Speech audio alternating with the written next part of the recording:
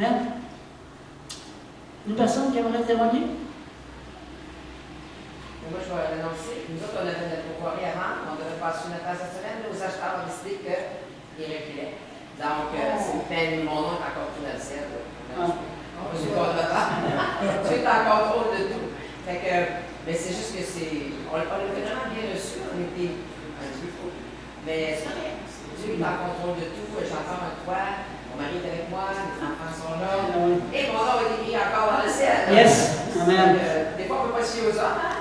Comme demain, on va voter, on ne sait pas qui se fier, mais on peut toujours se fier au Seigneur, c'est promesses ciel. Amen. Amen. Il y a quelqu'un de mieux qui s'en vient.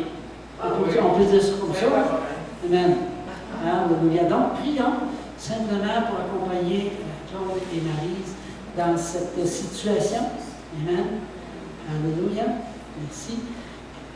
Rita, as-tu prié? Justement,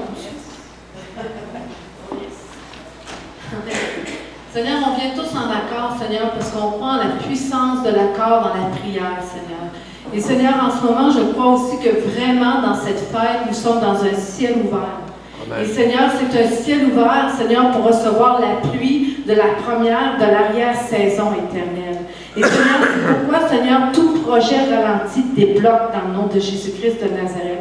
C'est pourquoi, Seigneur, tout ce que l'ennemi peut retenir débloque dans le nom de Jésus-Christ de Nazareth. Seigneur, on vient en accord que le domaine phonique, Seigneur, le contrat, Seigneur, il y a un contrat, c'est déjà dans le ciel, c'est déjà signé, c'est déjà vendu, mais Seigneur, on prend par la foi ce qui est dans le surnaturel ce matin et on le tire dans le naturel, et Seigneur, on s'attend à la manifestation dans le naturel de la vente de ce domaine, Seigneur, dans les semaines, Seigneur, qui vont suivre. Au nom de Jésus-Christ, Seigneur, c'est en accord dans la foi qu'on réclame ce miracle. Amen. Amen.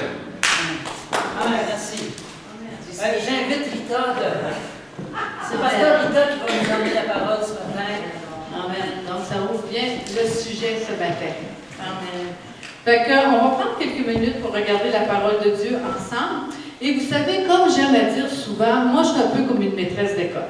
Et quand j'emmène la parole et que j'enseigne, j'aime pas les distractions. Donc, restez avec moi. Puis si je vois que vous n'êtes plus là, je vais vous ramener. Et aussi, on ne m'interrompt pas, on ne pose pas de questions. Si vous avez des questions à la fin, ça va me faire plaisir de répondre à vos questions. Mais je veux qu'on reste concentrés ensemble sur le message. Parce que vous savez, une des choses que l'ennemi fait, c'est de venir voler justement notre attention pendant le message. Parce qu'il ne veut pas que vous entendiez la vérité de la parole. Pourquoi? Parce que la Bible nous dit que la vérité nous affranchit. Fait que si peu, fait que je vais prier. Quelques minutes, amen. Pas quelques minutes, quelques secondes, amen. Seigneur, je dis tout esprit de distraction dans ce lieu ce matin, tout esprit d'hypnose. Hey, l'hypnose occulte qui veut empêcher le peuple de Dieu d'entendre, de voir, de croire. Toi, tu es brisé ce matin. Tu es brisé dans le ciel et sur la terre, dans le nom de Jésus-Christ de Nazareth. Et j'appelle la clarté d'esprit ce matin. Il y a une clarté, Seigneur. On voit les choses qui sont écrites dans la parole, Seigneur, et on les saisit par la foi ce matin, au nom de Jésus. Amen. Amen. Amen. Alléluia. Donc, on l'a mentionné ce matin, on est toujours dans les célébrations des fêtes de l'automne, la dernière fête de l'automne qui est la fête des tabernacles.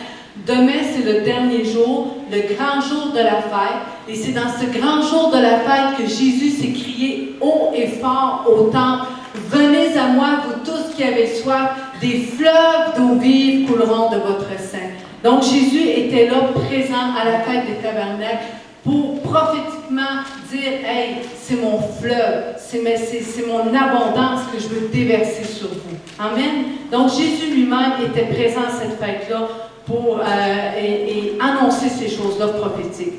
Donc, j'aime à dire, nous sommes un peuple prophétique. C'est pourquoi c'est important de comprendre tous les secrets qu'il y a dans les fêtes de l'Éternel.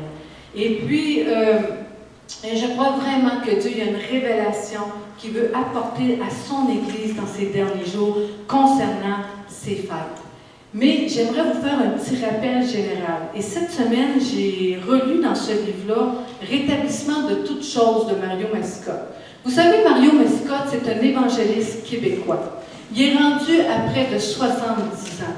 Il a écrit ce livre-là dernièrement et je crois que c'est comme un testament qui nous lègue de tout ce qu'il a appris, de tout ce qu'il a découvert dans la parole de Dieu. Et c'est probablement un des meilleurs livres en français en ce moment sur la fin des temps et le rétablissement de toutes choses.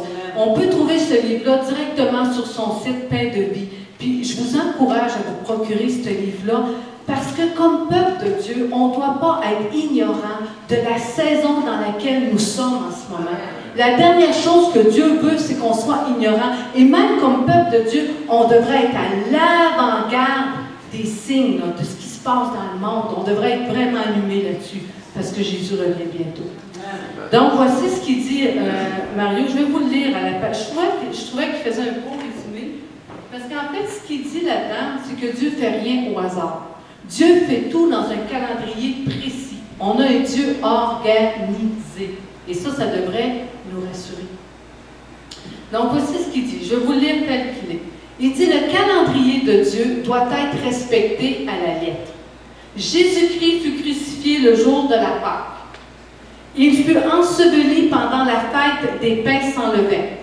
Il ressuscita le jour de la fête des prémices. Ça, c'est les 3 premières fêtes du printemps. Il envoya le Saint-Esprit le jour de la fête de Pentecôte, qui donna naissance à l'Église. Et il reviendra pour enlever les croyants le jour de la fête des trompettes. Vous savez, ça peut jouer.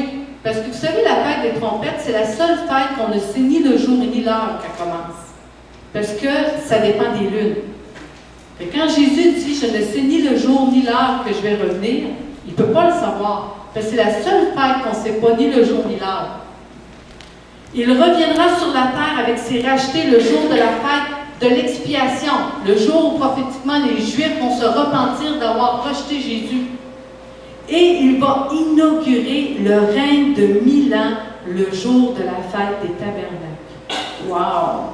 Quand on célèbre la fête des tabernacles, là, on se pratique à l'ouverture du règne de 1000 ans. Wow! Ça devrait nous exciter un peu, ça, comme peuple de Dieu, me semble. Ainsi, tout le calendrier de Dieu aura été accompli par le Seigneur Jésus-Christ. Amen. Amen. Ça veut dire que Dieu fait des choses et en fait, les fêtes de Dieu là, encodent le passé et le futur. Il y a tellement de richesses là-dedans. On a vu avec Jackie la semaine passée, si vous n'étiez pas là, allez voir sur le site Internet. Elle nous a prêché ça longtemps. On est désolé, hein, ça a été un peu long. Mais, il y avait du stock là-dedans, il y avait de la richesse. Je vous invite à retourner l'écouter. Amen. Donc, le mot hébreu pour fête signifie, je vous fais un petit rappel rapide, là.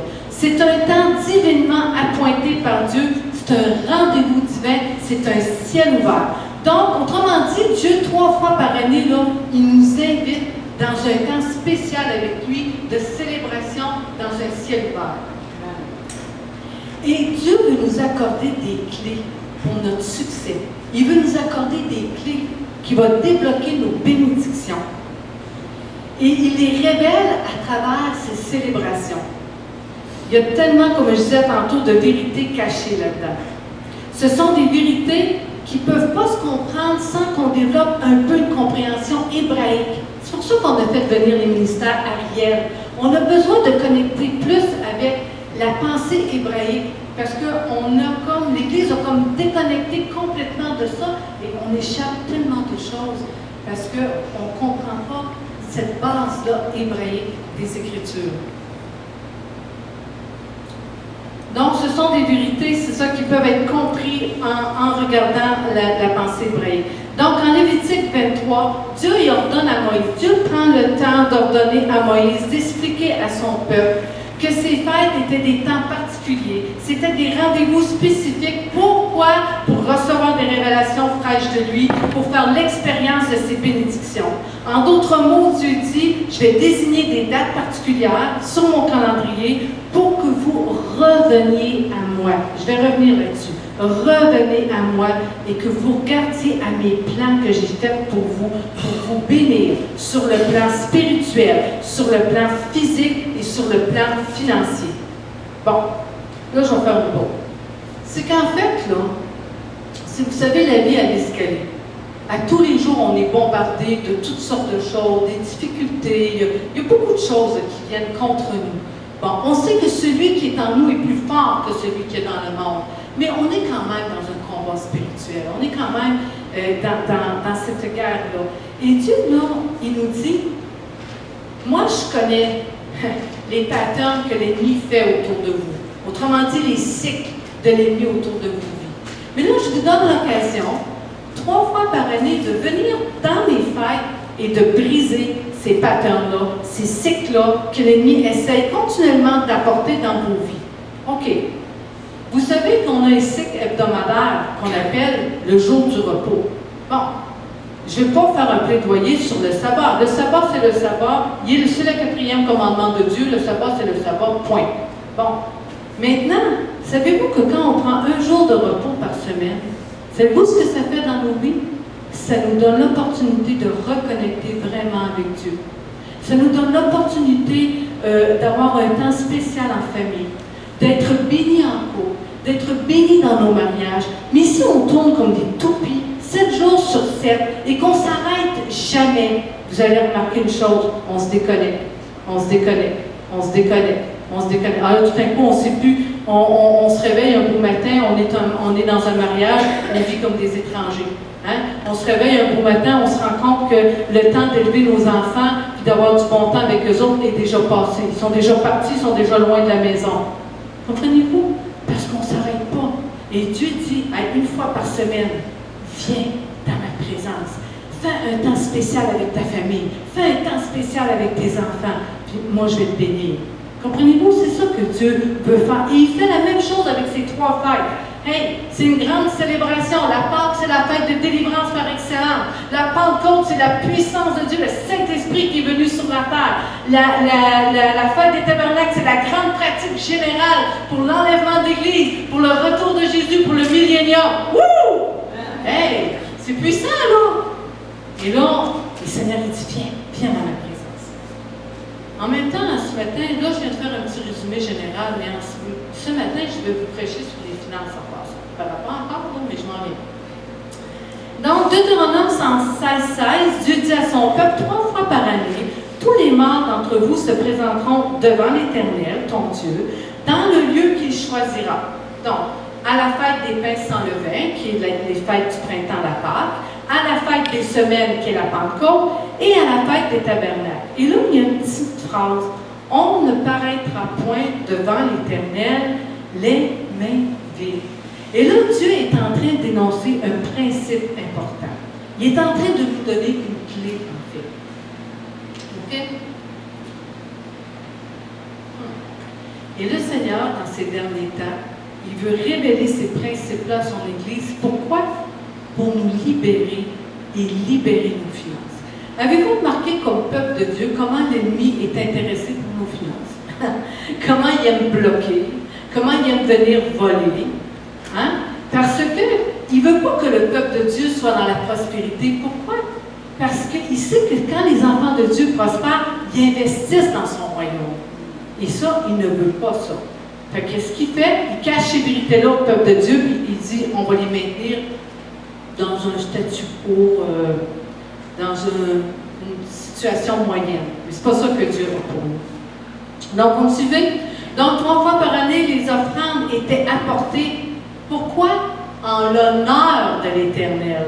Moi, j'aime ce mot-là, en l'honneur de l'Éternel. Si moi, je vais à la fête de Jean, hein, et que Jean il fait une fête, que sa femme organise une fête pour la fête de Jean, puis que je me pointe là, bien, je vais apporter un présent, parce que je t'invitais à une fête. Mais vous, c'est un principe simple, hein? Et Dieu dit, un présent en mon honneur. OK. Là, on va aller un petit peu plus en profondeur dans Malachie chapitre 3. À la fin du verset 8, où Dieu évoque les dîmes et les offrandes. Et c'est là que je vais apporter votre attention. Au verset 8, ça dit, « Un homme trompe-t-il Dieu?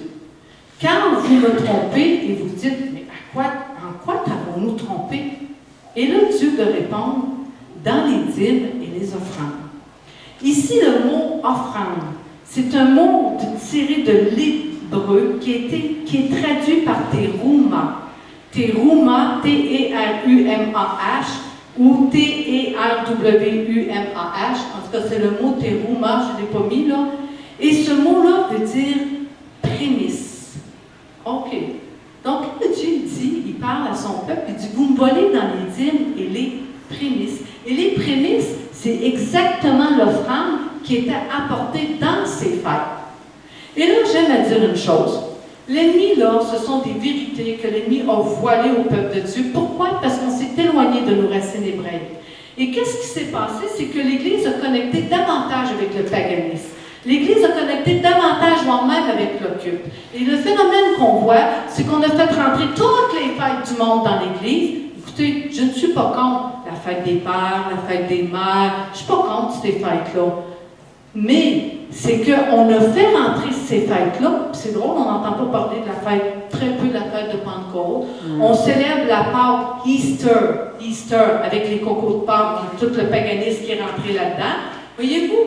Et on a perdu de vue le sens même de la Pâque, résurrection du Christ, la délivrance du peuple d'Israël. Moi, j'aime donner une semence de prémices à Pâques parce que c'est puissant pour les délivrances. Voyez-vous, je vais revenir là-dessus tantôt. Donc, on a sorti on a sorti les fêtes de Dieu, on a rentré un tas de fêtes païennes, et après, on se pose la question pourquoi parfois, dans nos vies, c'est le statu quo. On dit, non, comment ça se fait donc que j'avance pas là-dedans? Comment ça se fait, ça fait 15 ans que je me bats avec ça? Comment ça se fait que j'ai toujours le même problème? Comment ça se fait que c'est toujours là, cette affaire-là? Puis pourtant, j'aime Dieu, je suis sauvée, oui, Dieu nous aime, puis je l'aime. C'est parce que Dieu, il y a des principes, il veut nous voir les mettre en application. Voyez-vous? En fait, Dieu ne veut pas qu'on soit des bébés gâtés. Il n'y a pas un parent qui va tout donner, tout cru à son enfant. Pourquoi il va en faire un monstre? C'est la même chose pour Dieu. Amen. Merci pour son salut parfaitement gratuit. Mais pour rentrer dans son chemin de faveur et de bénédiction, il va falloir obéir. Il va falloir mettre les principes en action. Et ça, trop souvent, on passe à côté de ça. Merci pour la grâce. Mais la grâce qui fait que tu n'as rien à faire, là, non. Là, je ne parle pas du salut. Bon, là, je me suis écartée un peu, là, mais je vais juste retrouver ma place, là. Et quand on continue, en fait, c'est ça. Donc, une des plus grandes promesses de la Bible, on la trouve justement dans Malachie, chapitre 3, où il est écrit que si on revient à lui, il va ouvrir les écluses des cieux, afin de faire pleuvoir sur nous une bénédiction telle qu'on ne pourra même pas la contenir. Wow! Ça, c'est la promesse de Dieu pour nous. Une promesse de bénédiction si grande. Hey, Dieu veut nous bénir. Satan veut nous maudire. Mais Dieu veut nous bénir. Vous savez, la plupart d'entre nous, puis je vais passer vite là-dessus, on sait ce que ça veut dire de donner la dîme. La dîme, là, c'est pas compliqué. C'est 10% de tout ce que nous gagnons, et ça appartient à Dieu. Ça, c'est le premier principe financier de Dieu. Parce que, savez-vous que Dieu, il est dans les finances? Hein?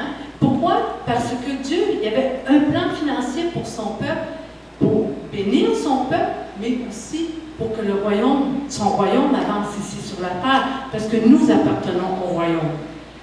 Amen. Donc ici, c'est intéressant de voir que Dieu, il ne parle pas seulement de la dîme, mais il dit aussi que l'offrande m'appartient, les prémices m'appartiennent. Et même, il nous lance un défi. Il dit, mettez-moi de sorte à l'épreuve, dit l'Éternel des armées, et vous verrez si je n'ouvre pas pour vous les écluses des cieux, si je ne répands pas sur vous une bénédiction en abondance.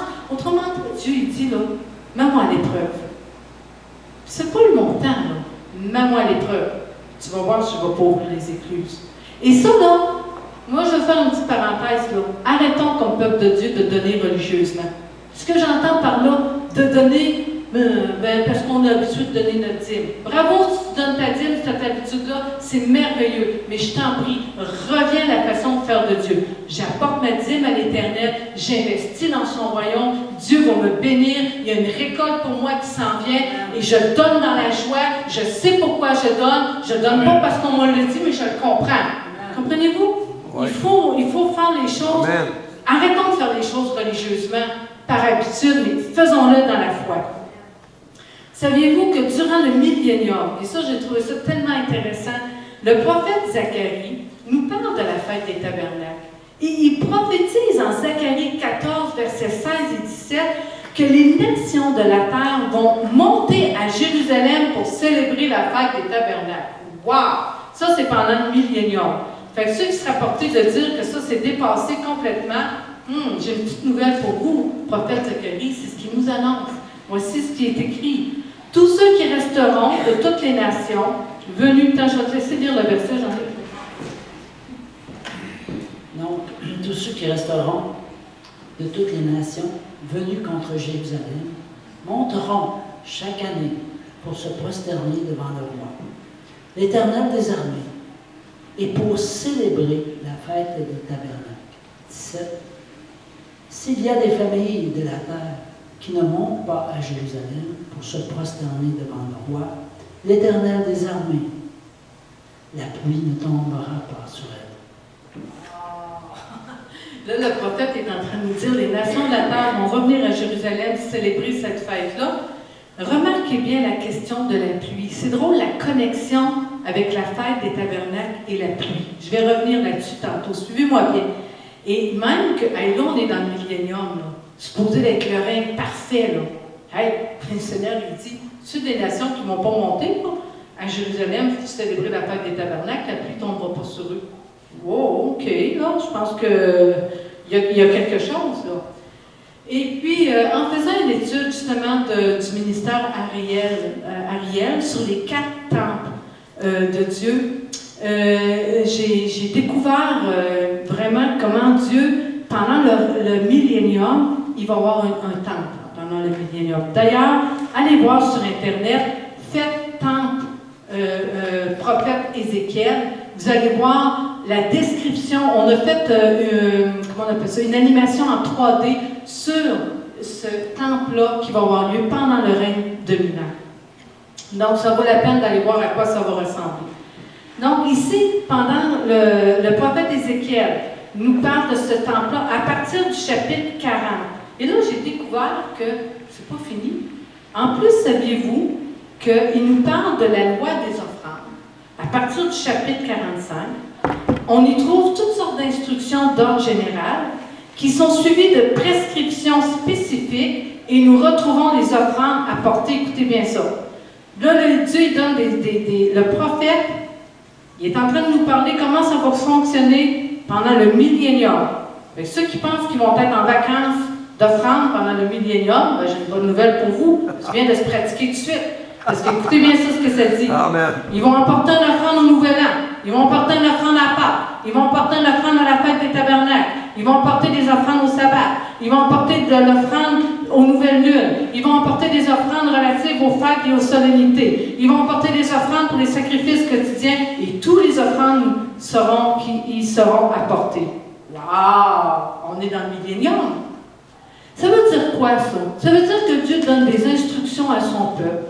Et nous, les chrétiens, sous la grâce, oui, on est sauvés par grâce, on néglige ces choses-là, et pourtant Dieu nous donne des clés puissantes. Il dit, tu apportes une offrande dans mes fêtes, en mon honneur, moi je vais ouvrir les écluses des cieux. Mais sur le règne de Constantin, l'influence de Constantin, ce qui est arrivé, on a sorti toutes les fêtes de Dieu, de l'Église, et puis on manque cette bénédiction-là. Si tu sors les fêtes, tu n'amèneras pas d'offrande à l'Éternel, hein? Ils ne sont même pas là. Amen? Donc, c'est vrai que certains vont dire, ouais, mais ça, c'est dans l'Ancien Testament. Puis, ça ne vaut pas pour les chrétiens aujourd'hui. Mais là, je vais vous faire un petit rappel. Regardons ce que Jésus nous dit en Matthieu 5, verset 17. Ne croyez pas que je suis venu abolir la loi ou les prophètes. C'est drôle, hein? Jésus il dit les prophètes.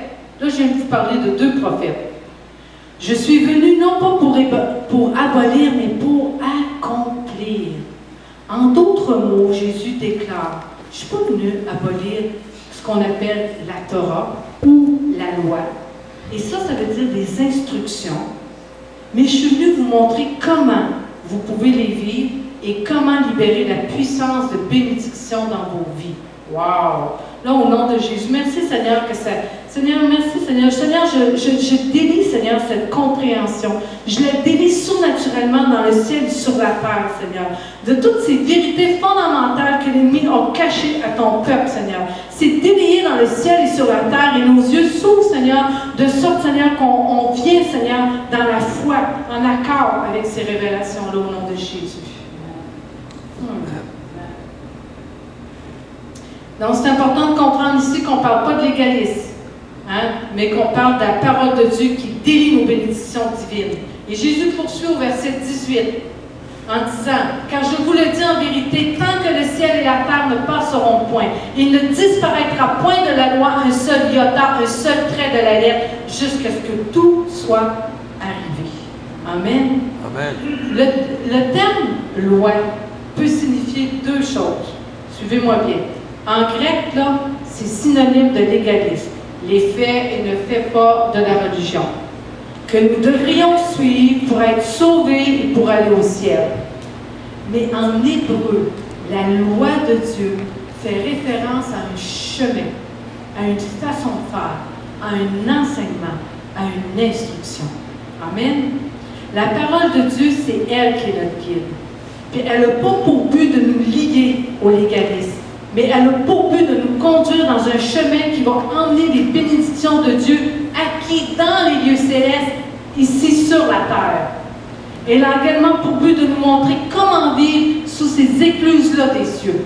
Parce que Dieu veut déverser comme jamais son abondance, et surtout avant son retour. Le psaume 119, il dit « Je médite tes ordonnances ». 119, 15, il dit « Je médite tes ordonnances ». J'ai été sentier sous les yeux. Ta parole est une lampe à mes pieds, une lumière sur mon sentier. Est-ce qu'on aime la parole de Dieu? Est-ce qu'on lit la parole de Dieu? Est-ce qu'on chérit la parole de Dieu? Est-ce qu'on va chercher les instructions dans la parole de Dieu? Comprenez-vous? C'est notre base. Donc, je reviens là-dessus, que ça soit bien clair. On est sauvé par grâce, au moyen de la foi et rien d'autre. Mais une fois qu'on est sauvé, la parole de Dieu nous enseigne comment conduire nos vies ici sur la terre, comment marcher et agir en tant qu'enfants de Dieu. Elle nous guide pour que nous puissions expérimenter les promesses et les bénédictions de Dieu. Dieu veut nous bénir. Dieu veut te bénir. Dieu, il n'y a pas d'autre intention envers toi que de te bénir. Amen. On en connaît un autre qui a d'autres intentions, mais notre Dieu, il est amour. Notre Dieu veut nous bénir. C'est pour ça qu'il nous donne ces instructions. Donc, on revient à Malachie, chapitre 3. Le Seigneur s'adresse à nous. Revenez à moi. Revenez à moi et je reviendrai à vous. C'est le cri du cœur du Père dans ces derniers jours avant le retour de Jésus. Reviens à moi. Reviens à mes instructions.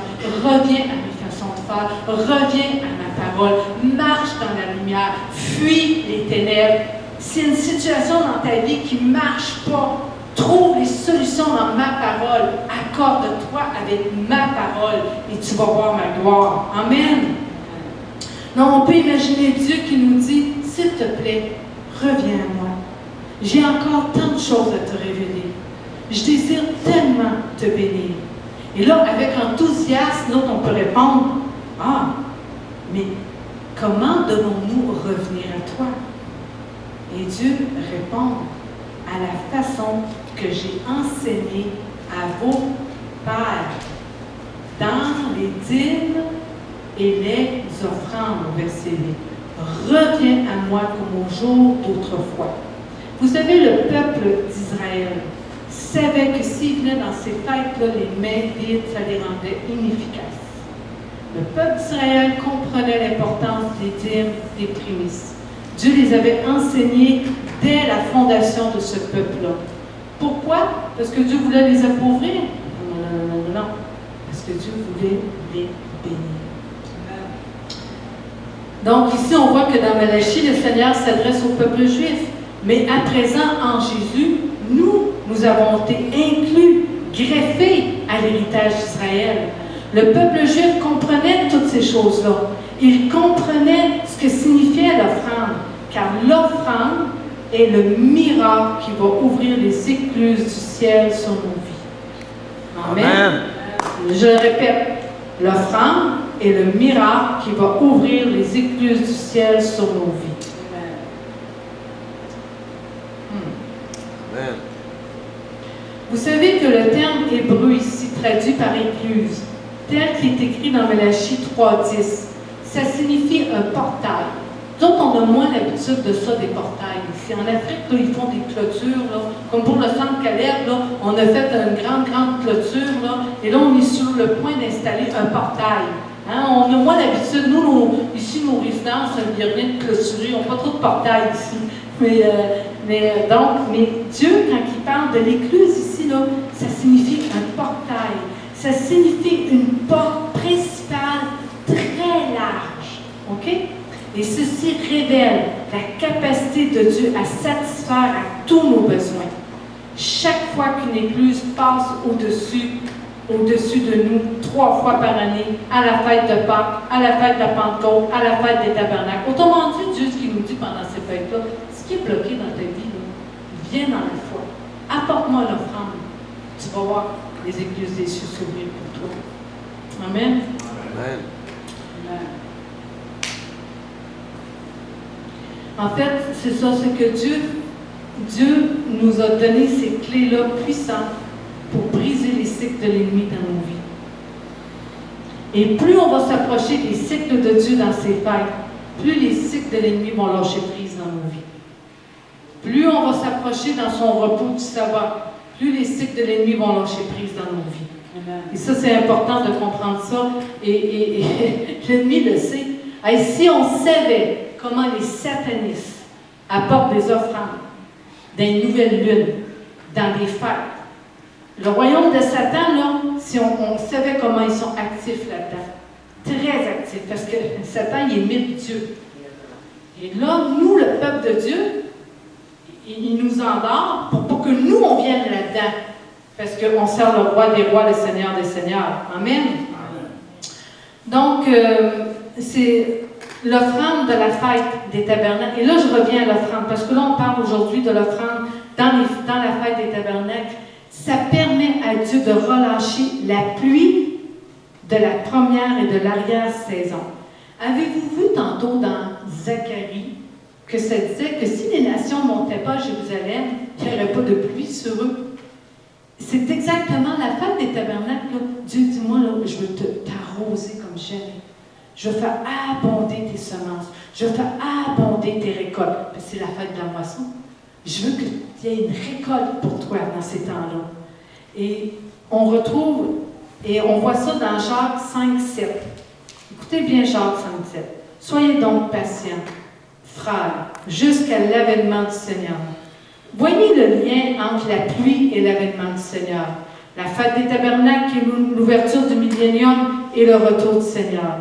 Voici le laboureur attend le précieux fruit de la terre, prenant patience à son égard, jusqu'à ce qu'il ait reçu les pluies de la première et de l'arrière-saison. Vous aussi soyez patients, affermissez vos cœurs, car l'avènement du Seigneur est proche. Amen. Wow! On est proche, là. Donc, en apportant à l'offrande du Sukkot, Dieu active ces bénédictions-là. On l'a vu dans Zacharie. Prenez en note aussi Joël chapitre 2, verset 23. Il y a une grande promesse dans Joël chapitre 2, verset 23. Ça nous parle encore de la pluie, de la première et de l'arrière-saison qui va être relâchée. Amen. Voici maintenant une autre promesse. Là, catchez-la. Que lorsqu'on va venir apporter l'offrande dans cette fête-là, pour vous, je menacerai celui qui dévore. Il ne vous détruira pas le fruit de la vigne, et la vigne ne sera pas stérile dans vos campagnes, dit l'Éternel des armées. Et voici le résultat. Toutes les nations vous diront heureux. Vous serez un pays de délices, dit l'Éternel des armées. Là, le Seigneur, il est en train de nous dire, tu emmènes une offrande à mon honneur, moi je vais menacer celui qui veut venir dévorer tes récoltes, celui qui veut venir te voler, celui qui veut voler tes bénédictions. Amen. Amen. C'est qui le voleur? C'est l'ennemi qui est le voleur.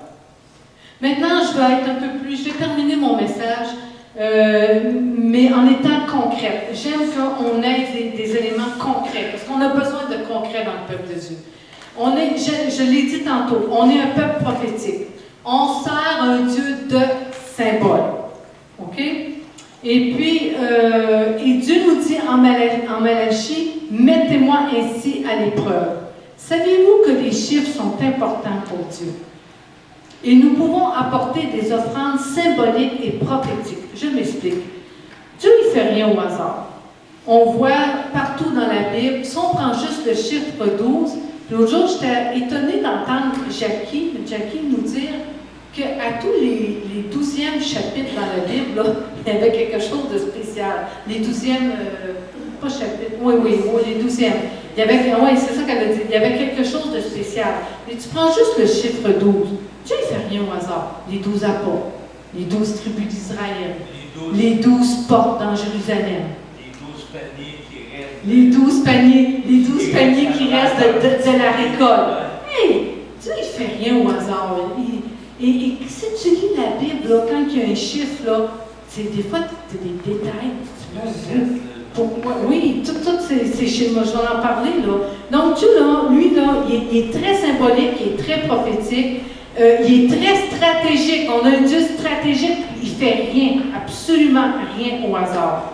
Donc, premièrement, quand tu sèmes, attends-toi à une récolte. Là, sortons du pattern, on donne, on ne sait pas trop pourquoi qu'on donne, hey, on sort de ça, là. Là, tu donnes, attends-toi à une récolte. Je vais vous donner des exemples concrets. Moi, quand il vient un serviteur de Dieu, je vois l'onction que Dieu a mise sur sa tête et qu'on fait une offrande, nous, ce qu'on appelle une offrande d'amour. Moi, quand je donne une offrande d'amour à un serviteur de Dieu, j'identifie c'est quoi l'onction qu'il y a sur sa tête, qu'est-ce que Dieu a mis sur lui. Puis, Seigneur, moi, là, ce que tu as mis sur cette personne-là, Seigneur, je fais une récolte de ça. Quand que Jeff Davidson venait, moi, je prends un exemple comme Jeff. Jeff, c'est un enseignant. Il venait tout le temps avec des révélations fraîches. Puis, ça me faisait du bien. Il apportait une profondeur dans la parole de Dieu, une révélation. Et quand je semais dans la vie de Jeff, le Seigneur, plus de révélations. Plus de révélations. Comprenez-vous? Non, on sème, on identifie, puis là, on s'attend à une récolte. Amen? Amen. Moi, dernièrement, j'ai fait des semences. Puis là, je vous dis ça, je n'en tire aucune gloire. Je le dis simplement à titre d'exemple. Parce que je veux que, comme peuple de Dieu, on se mette en action. Et dernièrement, moi, j'ai semé une semence, 155. 100, c'est le centuple. Le chiffre 5, c'est double faveur, 155. Parce que je vais avoir des percées dans telle chose. Et je le dis à Dieu. Puis je vous dirais, tenez donc un petit journal de vos semences. Tenez donc un petit journal de vos semences. Et il y a une jeune fille en Afrique qui est dans une situation vraiment terrible. J'ai fait une semence prophétique pour elle, 55. Double faveur, parce qu'elle a besoin de la faveur dans sa vie en ce moment. La faveur de son papa et la faveur de Dieu. Et je le crois. Et je m'attends à ce qu'elle soit délivrée là-bas. Wow! Amen. Comprenez-vous comment on peut là, se mettre en action puis dire, OK, ça là, c'est des bombes dans le terrain de l'ennemi. L'ennemi n'aime pas ça quand on fait ça. Il n'aime pas ça. Maintenant, soyez spécifiques. Ça, je viens de le dire. Donc, d'être spécifique. Tu sèmes, sois spécifique. Attends-toi à une récolte. Et si je regarde dans le monde naturel, écoutez, il n'y a pas un cultivateur qui va semer des carottes puis qui va s'attendre à récolter des cocombes. Oui ou non? Oui. Bon, ça veut dire quoi? Quand tu sèmes, sois spécifique. Il n'y a pas un cultivateur aussi qu'il sème puis il ne s'attend pas à une récolte. J'ai semé cette année, bon, c'est pas grave, je ne fais pas de récolte à l'automne, c'est pas grave. Non. Le cultivateur, il sème, il s'attend à une récolte et il s'attend à une récolte spécifique. Dans le monde financier aujourd'hui, les gens investissent. Les gens investissent à la bourse, ils investissent là, nanana. Pensez-vous que les gens dans le monde investissent sans s'attendre à une récolte? Comment ça se fait que nous, le peuple de Dieu, on est tombé dans une mentalité, on donne. Il y a une place où Jésus il dit, quand tu donnes, ne regarde pas ce que tu donnes. C'est quand tu donnes le monde. Tu fais un aumône à un pauvre, tu fais un aumône à quelqu'un, peu importe qui est dans le besoin. Seigneur, il ne te regarde pas. Que ta main droite ne sache pas ce qu'elle a donné. Là, on prend des versets de même, on généralise ça à toutes nos finances, puis le peuple de Dieu est gardé dans l'ignorance, puis là, on se demande, mais pourquoi cette débloque pas. Ah, Shalabakiria Shabbat. Bon, on se réveille. C'est le temps. C'est le temps de se réveiller. OK, quelques chiffres pour terminer. Saviez-vous que le chiffre A1, exemple, signifie le commencement, la source? OK? Et les chiffres peuvent être mis ensemble. Le chiffre 2, c'est le témoin, c'est le témoignage. Le chiffre 4 représente toute la terre, représente les 4 évangiles, représente la mission. Hey, quand Dieu m'a envoyé les 144 000 Juifs à la fin des temps pour évangéliser le monde aux 4 coins de la terre, Dieu, là, pensez-vous qu'il a sorti ce chiffre-là de même au hasard? Non. 144 000. C'est parce que Dieu, il sait qu'est-ce qu'il fait, puis il s'en va. Le chiffre 5, la faveur de Dieu. Le chiffre 3, un nouveau décret. Tu veux un nouveau décret dans ta vie? Tu veux briser un cycle de l'ennemi? La reine Esther a jeûné 3 jours, 3 nuits pour renverser le décret du roi qui voulait faire mourir tout le peuple d'Israël.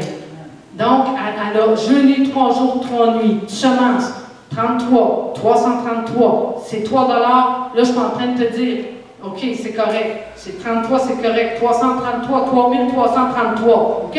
On va faire un... Hein? On va pousser un peu plus loin. Ben ouais. 7, la perfection de Dieu. 7, le chiffre 7, notre frère en parlait. Rendre à terme la perfection de Dieu. Qu'est-ce que tu veux voir rendre à terme dans ta vie? Qu'est-ce que tu veux voir rendre à terme? Le chiffre 8, un nouveau commencement. Tu veux-tu quelque chose de nouveau dans ta vie?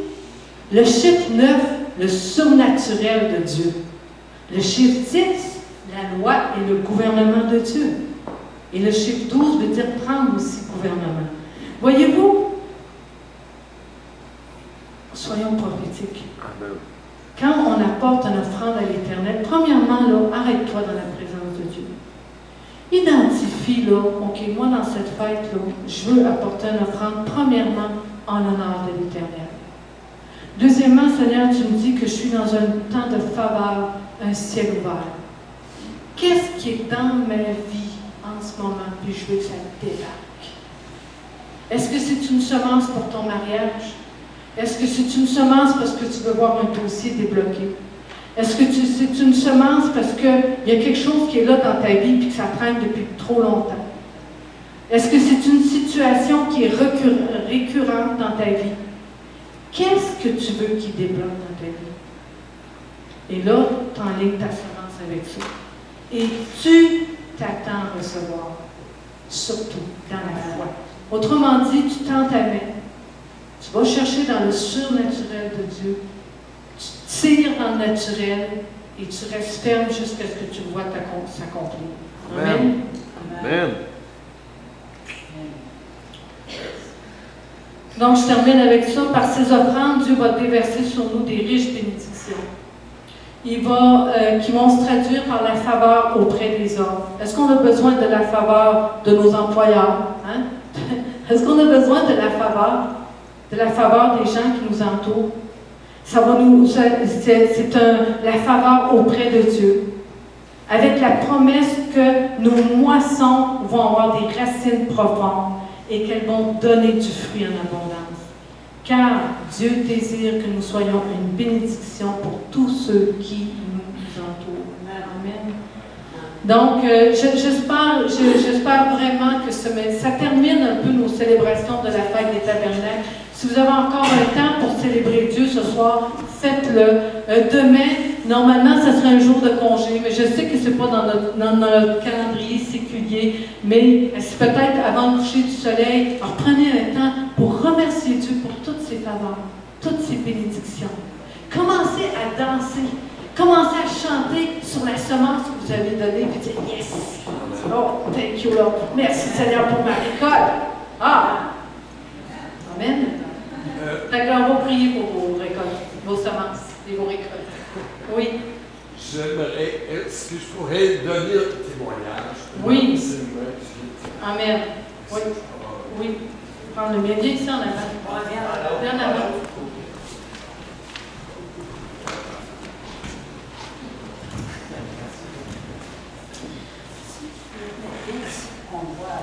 Oui. Écoutez, que je veux te dire, ça me touche beaucoup l'enseignement qu'on a eu ce matin. Parce que depuis que je suis chrétien, Dieu a toujours permis que je ne manque de rien, puis il m'a toujours donné au-delà. Puis Chantal a toujours appliqué ce principe-là aussi. On a eu des périodes au début de notre mariage un peu plus difficiles au niveau des finances. Comme vous le saviez aussi, quand on est venu ici, on avait 2 maisons à vendre. On a eu un creux plus difficile, on ne voyait pas la vente de maison. Mais ce que je peux dire, c'est qu'on a demeuré ferme dans la dîme et dans les offrandes.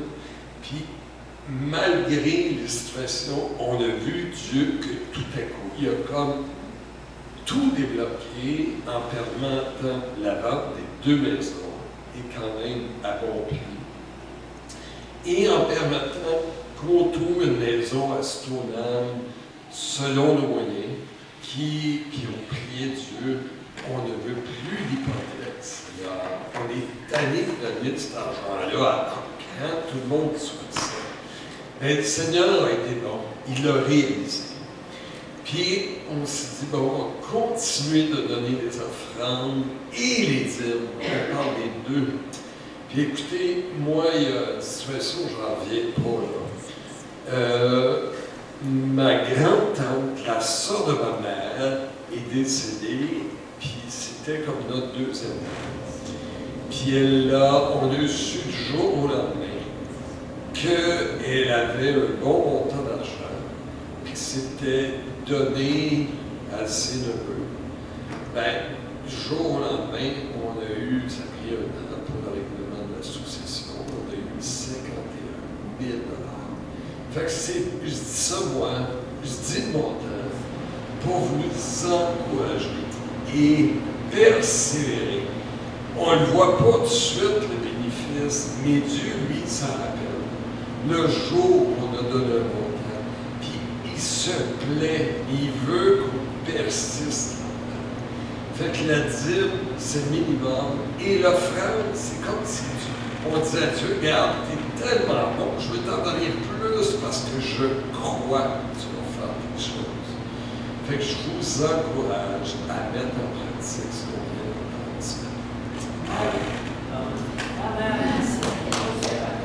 Amen, oui, bien faire la Hier, je fais des spectacles de Joël Barbier qui lançait son CD et j'ai invité deux femmes qui avaient pas vraiment d'argent pour sortir de leur emploi, de un cancer, dans l'émission.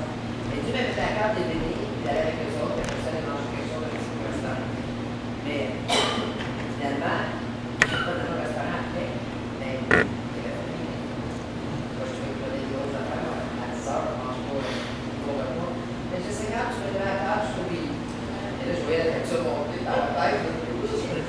Mais imaginez-vous le gars, moi, je lui ai demandé quelque chose, je l'ai pas reçu tout de suite, je savais pas le gars, je laisse faire. Parce que j'ai demandé, j'ai envoyé un repas. C'est pas arrivé, je pensais que ça allait arriver. Je suis tellement désolée, ils ne sont pas d'arriver. Ils ont payé pour la facture, payé pour la facture.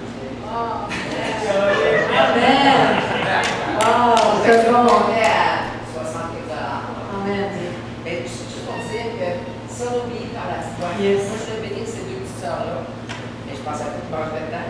Mais finalement, Dieu s'est arrangé avec la facture. Amen. J'ai dit au gars, j'ai dit, ben, je vais te donner un pouvoir. J'ai dit, que Dieu te bénisse. Que Dieu me